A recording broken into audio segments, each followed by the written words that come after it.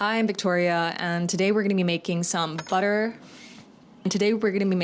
cookie cake bags inspired by the 1995 Chanel Vanity Cases that were heart-shaped and German Christmas cookies. I know we're not even close to the holiday season right now, but on this channel, I do what I want. Let's begin.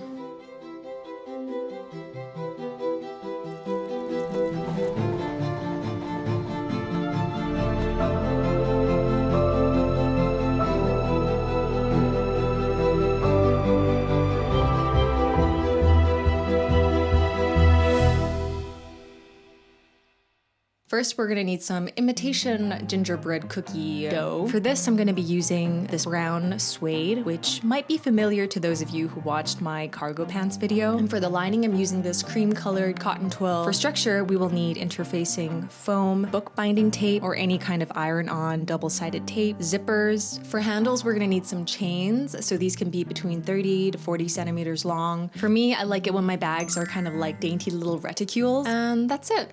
Not a whole lot more. Let's roll out our dough and cut out all our pieces. I've always really loved cutting things up. There's something so like hypnotizing and soothing about using a pair of scissors. I think it all started when I watched The Sound of Music for the first time. I remember watching Maria make all those outfits out of the curtains. And yes, I did make my own version of Schiaparelli's pink apron for my own wearing pleasure. Anyway, back to our cookies.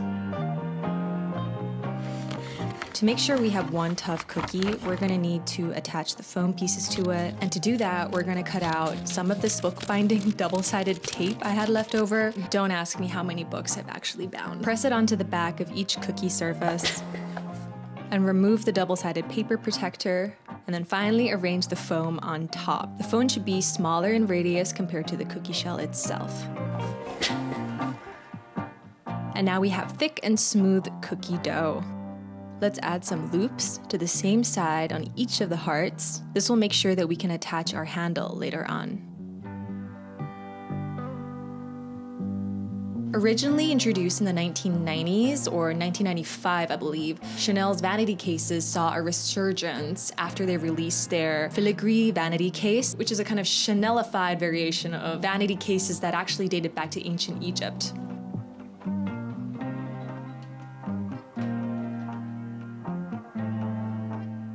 To give the rest of our bag a smooth and sturdy consistency, let's press on interfacing to the lining, the zipper pieces, and our cookie bottom. Now that we've prepared all our dough, we can begin some construction. For the zipper, we're going to sandwich it between the lining and the shell piece. Lining and zipper are right sides up, and the shell piece is wrong side facing up. And repeat on the other side.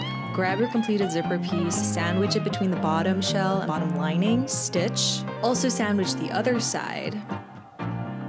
Let's slide in our cotton batting to the little gap and then serge both sides shut. To aid with assembly later, let's cut out some notches. I'm doing this in the center of the zipper length and in the center of the cookie bottom. Time to assemble the cookie. Attach the center of the heart dip to the center of the zipper notch, and then the sharp bottom point of the heart to the bottom notch. And then you can pin around on either side. Sew it down. To attach the lining, attach it right sides facing to the cookie side that you just attached. The zipper should be sandwiched in between. Sew all around and leave a sizable gap for flipping through later. Trim off any excess fabric, and now we can flip it through. The first time I did this, I was like, what is life? What am I doing? Some bafflement will be had, but alas, now we must do this again on the other side. So the first recorded gingerbread recipes date back to the 14th century. It was really like a prize treat because it had all these like exotic spices like ginger, cinnamon, cloves, nutmeg. And a place where it became really renowned is this place called Nuremberg in a city in Bavaria, Germany. In the 16th century, they established this Nuremberg Lebkuchen Guild. So this guild and its members were the only ones who were allowed to make these gingerbread cookies because this was kind of like their way to ensure consistency, taste, and quality. For small areas like this, I always like to hand fell it because you have more control and there's less chance of like a machine puncturing holes where it shouldn't puncture. And honestly, I think our cookies came out pretty well, if I may say so myself. For the fabric ruffles, prepare strips and then just use a basting stitch all down the length. Pull as you go and create tension to kind of pull it all together and form a little ruffle. I prepared 3 fabric ruffle colors in total: shocking pink, professional purple, and Easter yellow. And now we can flip the bag over and begin to work with some slightly messier mediums. To mitigate chaos, we're using a lonely yet honorable cup. Place our piping bag into it, flip around the corner. This will not only help us to squeeze our cream into it with more hands, with both our hands, but it will also ensure that the ends are devoid of cream.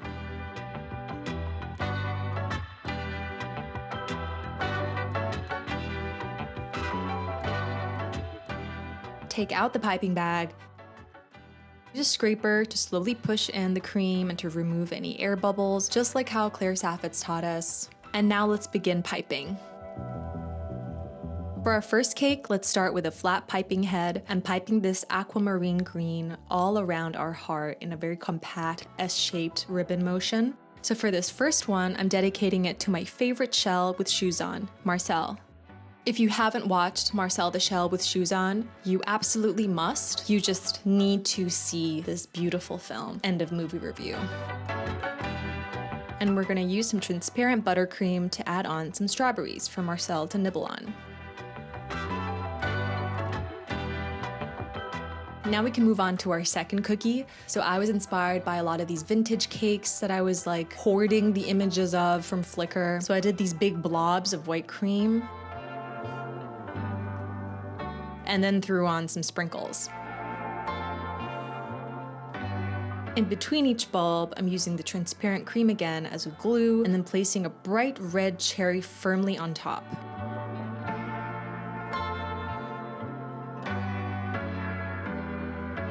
Since the decoration of this cookie bag is such a guilty pleasure for me, I'm actually gonna name it after myself.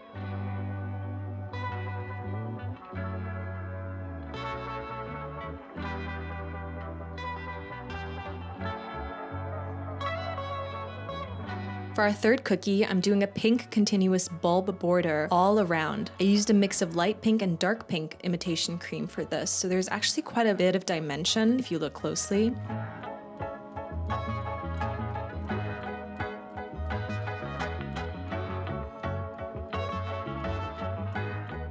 And then I blotched it. It was just like too watery in consistency, so I had to quickly ad hoc disaster solve and panic position some fake cherries on top. Unfortunately, this is a third and final cookie bag that we have, and it's with blushing embarrassment that I am dedicating this wonky wobble of a cake to Elsa Schiaparelli, my ultimate inspiration right now. Now let's let our cookies cool off. In the meantime, we can work on the bag handles.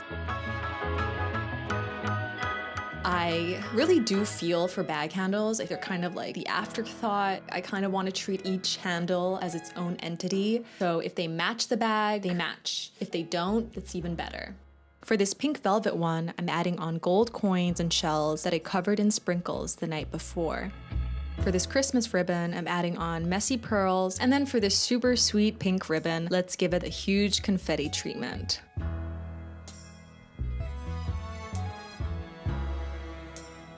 So for this film, I was quite inspired by a few set designers and visual artists. So one of them is KK Bennett, who did the set design for Marie Antoinette by Sofia Coppola. I was also inspired by artist Will Cotton, and he actually provided the art or the backdrop for Katy Perry's music video, California Girls.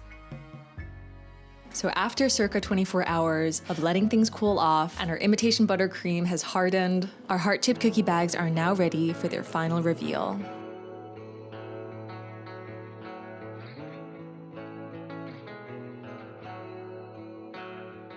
All the bag handles are interchangeable apart from this one with the shells, which was made exclusively for Marcel. He worked so hard to find his family that he deserves to be with them at all times. I'm I'm still slightly ashamed of the failed Elsa one that I made, but in a weird way, I'm kind of smug about it now. There's only one wonky gingerbread cookie cake with Elsa Schiaparelli's name piped onto it using imitation buttercream in the world, and it's right here with me.